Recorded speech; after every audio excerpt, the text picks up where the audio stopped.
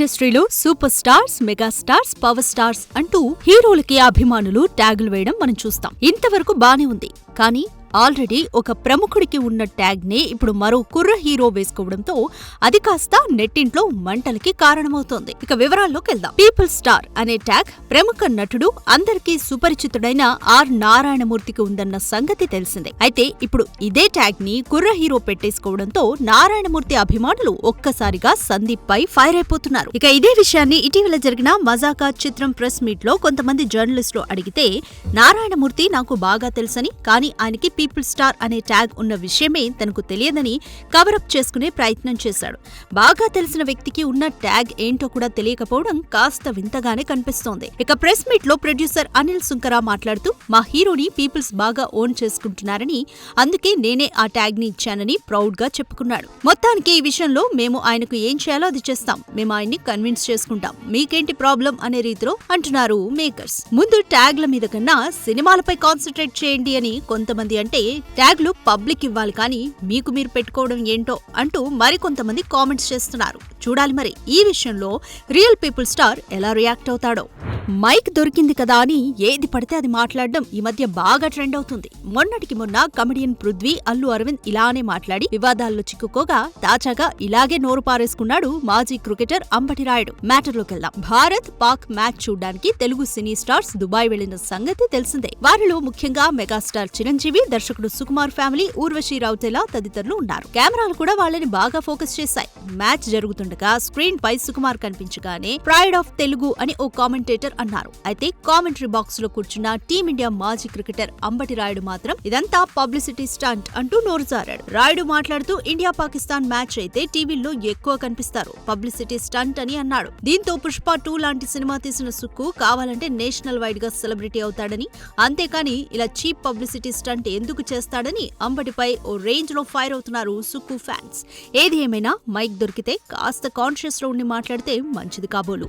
నచ్చితే 3 ముళ్ళు, నచ్చకపోతే విడాకులు అన్నట్టుగా ఉంది ప్రస్తుత ఇండస్ట్రీ పరిస్థితి. గత కొన్ని రోజులుగా జరుగుతున్న పరిణామాలను చూస్తుంటే ఇదే నిజమనిపిస్తుంది కూడా. ఇక ఎప్పుడూ జంటగా కనిపించే జంటలు సింగిల్స్ గా కనిపిస్తే ఈ అనుమానాలు మరింతగా ముదిరిపోతుంటాయి కూడా. కానీ నా విషయంలో మాత్రం అదంతా ట్రాష్ అంటూ కొట్టిపారేస్తోంది సినీ సెలబ్రిటీ మంచు లక్ష్మి. విషయంలోకి వెళ్దాం. ప్రముఖ సినీ నటుడు మోహన్ బాబు కూతురుగా ఇండస్ట్రీలోకి అడుగుపెట్టిన మంచు లక్ష్మి తనకంటూ ప్రత్యేకమైన గుర్తింపును తెచ్చుకున్న సంగతి తెలిసిందే. అనేక సినిమాలతో పాటు టీవీ షోలతో ప్రేక్షకులను అలరించిన ఈ మంచు భామ ప్రస్తుతం తన భర్తతో కలిసి ఉండట్లేదని, భర్త శ్రీనివాస్ కు ఆమె విడాకులు ఇచ్చిందని, దీని వెనుక మోహన్ బాబు హస్తముందన్న వార్తలు సోషల్ మీడియాలో గట్టిగా ఇప్పుడు చక్కర్లు కొడుతున్నాయి. అయితే ఈ వార్తలపై తాజాగా మంచు లక్ష్మి ఇలా క్లారిటీ ఇచ్చారు. తన భర్త ఐటీ ప్రొఫెషనల్ అని, ఆయన విదేశాల్లో పనిచేస్తున్నారని, తామిద్దరం ఎంతో అన్యోన్యంగా ఉన్నామని, తమకు నచ్చిన విధంగా బ్రతుకుతున్నామని చెప్పింది. జనాలు ఏదో అనుకుంటారని తాము ఆలోచించమని చెప్పింది. తన కూతురు కూడా ప్రస్తుతం వాళ్ల నాన్న వద్ద ఉందని చెప్పుకొచ్చింది మన మంచక్క. మొత్తానికి మేము కలిసున్నాం బాబోయ్ అంటూ నెలకొకసారి జంటగా కనిపిస్తే కానీ వీళ్లు కలిసున్నారని నెటిజన్లు నమ్మే పరిస్థితే లేదన్నమాట. ఒక్కసారి విడాకులు తీసుకున్న జంటలు తిరిగి మళ్లీ వారి వైవాహిక జీవితాల్ని కలిసి కొనసాగించిన దాఖలాలు దాదాపుగా లేవనే చెప్పాలి. కానీ మొదటిసారిగా ఈ మ్యూజికల్ సెన్సేషన్ తిరిగి తన డైవర్స్ ని క్యాన్సిల్ చేసుకుని మళ్లీ తన భార్య దగ్గరికి చేరుకోనున్నాడా అంటే అవుననే వినిపిస్తోంది. విషయంలోకెళ్తే 1995లో ఏఆర్ రెహమాన్ సైరా భానుని పెళ్లాడగా వారికి 3 పిల్లలున్న సంగతి తెలిసిందే. అయితే ఆ మధ్య ఏఆర్ రెహమాన్ తన 29 ఏళ్ల వైవాహిక జీవితానికి ఫుల్ స్టాప్ పెడుతూ తన భార్యతో విడిపోతున్నట్లు, త్వరలోనే వారు ఇద్దరూ విడాకులు తీసుకోబోతున్నట్లు సోషల్ మీడియాలో ప్రకటించారు. పైగా విడాకులపై సైరా భాను మాట్లాడుతూ తమ మధ్య అంతులేని దూరం పెరిగిపోయిందని, అందుకే ఈ కఠిన నిర్ణయం తీసుకున్నానని చెప్పుకొచ్చింది కూడా. అయితే లేటెస్ట్ అప్డేట్ ప్రకారం ఈ జంట తిరిగి కలిసిపోవడానికి ప్రయత్నిస్తున్నట్లు టాక్ నడుస్తోంది. ఇటీవల సైరా భాను అనారోగ్యంతో బాధపడితే ఏఆర్ రెహమాన్ అండగా నిలిచాడట. ఈ విషయాన్ని సైరా భాను తరపు లాయర్ బయటపెట్టింది. తాను అనారోగ్యంతో బాధపడుతున్న సమయంలో ఏఆర్ రెహమాన్ తనకు అండగా నిలిచాడు అంటూ సైరా భాను కూడా చెప్పుకొచ్చింది. ఈ క్రమంలో వీరిద్దరూ మళ్లీ కలిసిపోయే ఛాన్స్ ఉందని వార్తలొస్తున్నాయి. చూడాలి మరి. అగాధం పెరిగిపోయింది అంటూ దూరమైన ఈ జంట తిరిగి అన్యోన్యంగా కలిసుంటుందో లేదో. ఎన్నో సినిమాలు బాక్సాఫీస్ వద్ద రీ రిలీజ్లతో మళ్లీ సందడి చేస్తుంటే నేను మాత్రం ఎందుకు ఊరుకోవాలి అంటూ తాను కూడా సందడి చేయడానికి సిద్ధమైపోయాడు darling Prabhas. High voltage action drama Salaar super hit కావడంతో ఇప్పుడు సలార్ సీక్వెల్ పై భారీ అంచనాలు పెట్టుకున్నారు డార్లింగ్ ఫ్యాన్స్. అయితే ఇది కాస్త లేట్ అయ్యేలా కనిపిస్తుండటంతో ఇప్పుడు ఇదే సినిమాని రీ రిలీజ్ కి ప్లాన్ చేస్తున్నారట మేకర్స్. వచ్చే నెల మార్చి 21వ తేదీన సలార్ సినిమాను భారీ స్థాయిలో రిలీజ్ చేయబోతున్నారని తెలుస్తుంది. మొత్తానికి భారీ అంచనాలతో వచ్చిన సలార్ ఆ అంచనాలకు తగ్గట్లుగానే హై వోల్టేజ్ యాక్షన్ డ్రామాతో పాటు గ్రాండ్ యాక్షన్ విజువల్స్ తోడు అభిమానుల్ని బాగానే ఆకట్టుకుంది. ముఖ్యంగా సినిమాలో ప్రభాస్ యాక్షన్ ఎలివేషన్స్ ఫ్యాన్స్ కి బాగా నచ్చాయి. అదేవిధంగా ఖాన్సార్ నగరం చుట్టూ అల్లిన కథలోని మెయిన్ ఎమోషన్ అండ్ ట్విస్ట్ లో ఆడియన్స్ ని మెస్మరైజ్ చేశాయి. ఇక ప్రభాస్ క్యారెక్టర్ తో పాటు యాక్షన్ సీక్వెన్స్ ను దర్శకుడు ప్రశాంత్ నీల్ చాలా బాగా తీర్చిదిద్దాడు. అయితే భారీ అంచనాలతో బరిలోకి దిగిన ఈ సినిమా 800 కోట్ల దగ్గరే ఆగిపోవడంతో నేను అనుకున్న రిజల్ట్ రాలేదంటూ అసంతృప్తి వ్యక్తం చేశాడు డైరెక్టర్ నీల్. చూడాలి మరి రిలీజ్ లోనైనా డైరెక్టర్ ని ఖుషి చేస్తుందో లేదో. కేరళ నా అడ్డా అంటూ ఇన్నేళ్లుగా మీసం తిప్పిన ఐకాన్ స్టార్ కి గట్టి సవాలే విసురుతున్నారు మన నటసింహం బాలయ్య. ఇప్పటి వరకు మలయాళంలో అంతగా గుర్తింపు లేని నందమూరి బాలకృష్ణ ఇప్పుడు డాకు మహారాజ్ మూవీతో అక్కడి ప్రేక్షకుల్ని కట్టిపడిస్తున్నాడు. 4 రోజుల కిందటే నెట్ఫ్లిక్స్ ద్వారా స్ట్రీమింగ్ కు వచ్చిన డాకు మహారాజ్ ను ఎగబడి చూస్తున్న వాళ్లలో ముందు వరుసలో ఉన్నారు మలయాళీ ప్రేక్షకులు. ఈ సినిమాలోని elevation scenes, visuals, music, Balayya performance, direction ఇలా ప్రతి దాని గురించి మాట్లాడుకుంటున్న ట్రెండ్స్ ని చూస్తుంటే మలయాళీలు ఈ సినిమాను చూసి వెర్రెత్తిపోతున్నట్లు అర్థమవుతుంది. ఇక థియేటర్లతో పోలిస్తే ఓటీటీకి వచ్చిన తర్వాత ఈ సినిమా మరింత అప్లాస్ ని ముట్టగట్టుకుంటుంది. అయితే ఇంకా పెద్ద హిట్ కావాల్సిన సినిమా మోస్తరు నెంబర్స్ దగ్గరే ఆగిపోయిందని ఇంకాస్త పబ్లిసిటీ చేస్తుంటే ఈ సినిమా బాక్సాఫీస్ వద్ద 500 కోట్లకి తక్కువ కాకుండా వసూలు చేసేదని ఫీల్ అయిపోతున్నారు నందమూరి అభిమానులు. వాస్తవానికి అల్లు అర్జున్ మూవీస్ మాత్రమే బాగా ఆడతాయన్న పేరుంది. కానీ ఎంతో హైప్ తెచ్చుకున్న పుష్ప 2 మాత్రం మలయాళంలో అంతగా ఆకట్టుకోలేకపోయింది. ఇక ఓటీటీలో కూడా పెద్దగా స్పందన కనిపించలేదు. కానీ బాలయ్య అక్కడ కూడా దబిడి దిబిడే అంటుండడంతో మా బాలయ్యలో ఇంత పవర్ ఉందా అంటూ మురిసిపోతున్నారట బాలయ్య ఫ్యాన్స్.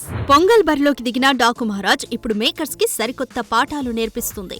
సాలిడ్ యాక్షన్ మూవీగా తెరకెక్కిన ఈ సినిమా సంక్రాంతి పండుగకు టార్గెట్ చేసుకోవడం మంచిదే. కానీ ఎదురుగా ఉన్న సినిమాలని తక్కువ అంచనా వేయడంతో ఓవరాల్ గా సినిమా కలెక్షన్స్ పై గట్టి దెబ్బే పడింది. ఇదే సినిమా సింగిల్ గా వచ్చుంటే ఈజీగా 500 కోట్లు కొట్టేదని, కానీ ముక్కోణపు పోటీలో దిగి 200 కోట్లకి దగ్గరలో వచ్చి ఆగిందని సినిమా థియేటర్స్ లో రన్ అయిన విధానమే చెబుతుంది. వాస్తవానికి బాలయ్య నుంచి ఆడియన్స్ కి ఏమేం కావాలో అన్ని సెట్ చేశాడు డైరెక్టర్ బాబీ. అయితే విలన్ కు సంబంధించిన బ్యాక్ డ్రాప్ రొటీన్ గా ఉండడం, పాటలు అనుకున్న స్థాయిలో పేలకపోవడం కొంత మైనస్ అనే చెప్పాలి. నిజానికి మంచి పాజిటివ్ టాక్ తో మొదలైన ఈ సినిమాకి సంక్రాంతికి వస్తున్నాం సినిమా ఎఫెక్ట్ గట్టిగానే పడింది. ఫ్యామిలీ ఆడియన్స్ తో పాటు మాస్ జనాలు వెంకటేష్ కి ఓటు వేయడంతో 2వ వారం తర్వాత డాకు నెమ్మదించాడు. ఎలివేషన్లు, మాస్ ఎపిసోడ్లు పుష్కలంగా ఉన్నప్పటికీ డాకు పర్ఫార్మెన్స్ 200 కోట్లకు చేరలేకపోవడం అభిమానులు కాస్త డిసప్పాయింట్ అయ్యే అంశమనే చెప్పాలి. అయితే తమని ఇచ్చిన బ్యాక్గ్రౌండ్ స్కోర్, రౌద్ర రూపంలో బాలయ్య పర్ఫార్మెన్స్ మాత్రం భాషలతో సంబంధం లేకుండా ఓటీటీలో వ్యూస్ వర్షాన్ని కురిపిస్తోంది. స్ట్రీమింగ్ మొదలైన కాసేపటి నుంచే నెట్ఫ్లిక్స్ నెంబర్ 1 లోకి రావడం అంటే విశేషమే. దీన్ని బట్టి అర్థం చేసుకోవాల్సింది ఏంటంటే కంటెంట్ ఎంత బాగున్నా రిలీజ్ టైమింగ్ సోలోగా రావడం చాలా కీలకమన్నమాట. ఇలా వచ్చే కల్కి 2898 AD, Devara, Pushpa 2 the rule box office వద్ద భారీ వసూళ్లని కొల్లగొట్టాయి. ఇకనైనా మేకర్స్ కాస్త ఆలోచించి రిలీజ్లను ప్లాన్ చేసుకుంటే మంచి సినిమా అనుకున్న కలెక్షన్లను సాధించడం పెద్ద కష్టమేమీ కాదు.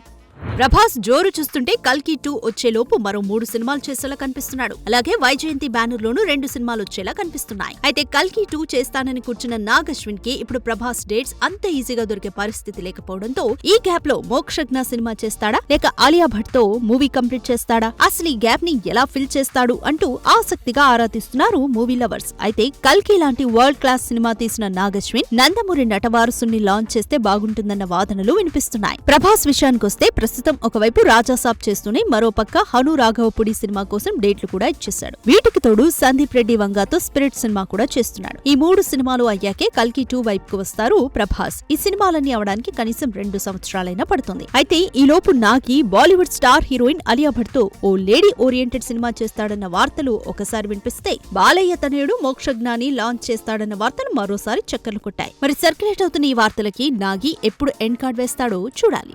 ఈ గ్లామర్ ప్రపంచంలో ఎఫైర్స్ అనేవి చాలా కామన్ అని, హీరో హీరోయిన్ల మధ్య రొమాన్స్ ఎఫైర్లు సహజంగానే జరుగుతూ ఉంటాయని సగటు ప్రేక్షకుడు అనుకోవడం మరీ సహజం. అప్పుడప్పుడు ఇదే నిజమంటూ పలు వార్తలు నెట్టింట్లో చక్కర్లు కొడుతుంటాయి కూడా. అయితే సౌత్ లో పోలిస్తే బాలీవుడ్ లో ఇలాంటివి కాస్త ఎక్కువనే చెప్పాలి. బాలీవుడ్ లో హీరో హీరోయిన్ల మధ్య రూమర్స్ చాలానే వినిపిస్తుంటాయి. ఇప్పుడున్న హీరో హీరోయిన్లందరూ కూడా ఒకరితో రిలేషన్ మెయింటైన్ చేసి మరొకరిని వివాహం చేసుకున్నవారే. అలాగే హీరోయిన్ తమన్నాను సైతం ఓ హీరో ప్రేమించాడట. ఆ వివరాల్లోకి వెళ్తే హీరోయిన్ హీరోయిన్ తమన్నా క్రేజ్ గురించి ప్రత్యేకంగా చెప్పాల్సిన పని లేదు. ఇండస్ట్రీకి వచ్చి 19 ఏళ్లు కావస్తున్నా తమన్నాలో ఎటువంటి మార్పు లేదు. తమిళ, తెలుగు, హిందీ భాషల్లో నటించిన తమన్నా ఫుల్ పాపులారిటీని సంపాదించుకుంది. ముఖ్యంగా తమన్నా తెలుగు సినిమాల ద్వారానే బాగా ఫేమస్ అయింది. తెలుగు స్టార్ హీరోలందరితోనూ నటించి మంచి గుర్తింపు తెచ్చుకుంది. తమన్నా ప్రస్తుతం సినిమాల కన్నా వెబ్ సిరీస్లోనే ఎక్కువ నటిస్తోంది. తన తోటి హీరోయిన్లు కాజల్, నయనతార, రకుల్, సమంత వంటి వారంతా పెళ్లి చేసుకోగా తమన్నా మాత్రం ఇంకా సినిమాల్లో నటిస్తూనే ఉంది. ఇదిలా ఉంటే తమన్నాను తమిళ స్టార్ హీరో కార్తీ గాఢంగా ప్రేమించాడని గతంలో కోలీవుడ్ మీడియా కోడే కూసింది. తమన్నాతో కార్తీ వరుస సినిమాల్లో నటించారు. సిరుతై, ఆవారా, ఊపిరి చిత్రాల్లో నటించారు. ఆ సమయంలో వీరిద్దరూ లవ్ లో ఉన్నారంటూ ప్రచారం జరిగింది. ఈ ప్రచారంపై కార్తీ ఓ ఇంటర్వ్యూలో మాట్లాడుతూ ఆ రూమర్స్ లో ఎలాంటి నిజమూ లేదు, కానీ నేను వాటిని బాగా ఎంజాయ్ చేస్తాను, ఎందుకంటే ఆ రూమర్స్ నిజం అయ్యేది లేదు, ఎంజాయ్ చేస్తే సరిపోతుంది కదా అంటూ ఈ కోలీవుడ్ స్టార్ చెప్పుకొచ్చాడట. డైరెక్టర్ బాబీ కొల్లి తీసిన Daaku Maharaj cinema super hit అయింది. నందమూరి బాలకృష్ణ, ప్రజ్ఞా జైస్వాల్ జంటగా నటించిన ఈ సినిమా సంక్రాంతికి విడుదలై 200 కోట్లకు పైగా వసూళ్లు సాధించింది. అయితే ఈ సినిమాలో దబిడి దిబిడి పాట అయితే వేరే రేంజ్ లో మార్మోగుతోంది. తెలుగు రాష్ట్రాలు దాటి నేషనల్, ఇంటర్నేషనల్ లెవెల్ కి వెళ్లిపోయింది ఈ సాంగ్. తాజాగా దబిడి దిబిడి పాటకి నైజీరియన్స్ కూడా స్టెప్పులేశారు. కొంతమంది నైజీరియన్లు ఈ పాటకి స్టెప్పులేస్తున్న వీడియో సోషల్ మీడియాలో వైరల్ అవుతుంది. తమనిచ్చిన బీట్కి శేఖర్ మాస్టర్ చేసిన కొరియోగ్రఫీతో ఓ ఊపు ఊపేశారు వీళ్లు. నైజీరియన్లే కాకుండా కొరియన్స్ కూడా ఈ పాటతో రీల్స్ చేస్తూ సోషల్ మీడియాలో షేర్ చేస్తున్నారు. నిజానికి ఈ పాట రిలీజ్ అయినప్పుడు సోషల్ మీడియాలో నెగిటివిటీ బాగా వచ్చింది. బాలయ్య లాంటి సీనియర్ యాక్టర్ తో ఇలాంటి స్టెప్పులు వేస్తారంటూ నెటిజన్లు ఫైర్ అయ్యారు. ఊర్వశి రౌతేలా బ్యాక్ ని కొడుతూ బాలయ్య వేసిన ఈ స్టెప్పులపై యాంటీ ఫ్యాన్స్ కూడా గట్టిగానే ట్రోల్ చేశారు. కానీ ఈ పాటకి థియేటర్లో మాత్రం విపరీతమైన రెస్పాన్స్ వచ్చింది. ఇక సోషల్ మీడియాలో అయితే వేలల్లో రీల్స్ వచ్చాయి, వస్తున్నాయి కూడా. బయట కూడా పార్టీలు, ఫంక్షన్స్ లో ఈ పాట పెట్టుకొని వైబ్ అవుతున్నారు జనాలు. ఇలా రిలీజ్ అయినప్పుడు ట్రోల్స్ ఎదుర్కొన్న ఈ సాంగ్ ఇప్పుడు ట్రెండింగ్ అయిపోయింది. మరోవైపు సినిమా రిలీజ్ అయి ఇన్నాళ్లైపోయినా ఇప్పటికీ ఈ పాటతో రీల్స్ చేస్తూ చిల్ అవుతోంది ఊర్వశి రౌతేలా. వారంలో కనీసం 1-2 సార్లైనా ఈ పాటతో వీడియో చేసి పెడుతుంది. తాజాగా ఇండియా-పాకిస్తాన్ మ్యాచ్ సందర్భంగా గ్యాలరీలో దబిడి దిబిడి తెగ వైరల్ అయిపోయింది. మొత్తానికి మన బాలయ్య దబిడి దిబిడితో ఇంటర్నేషనల్ గా celebrity అయిపోయాడన్నమాట. For more videos like this, subscribe Big TV channel.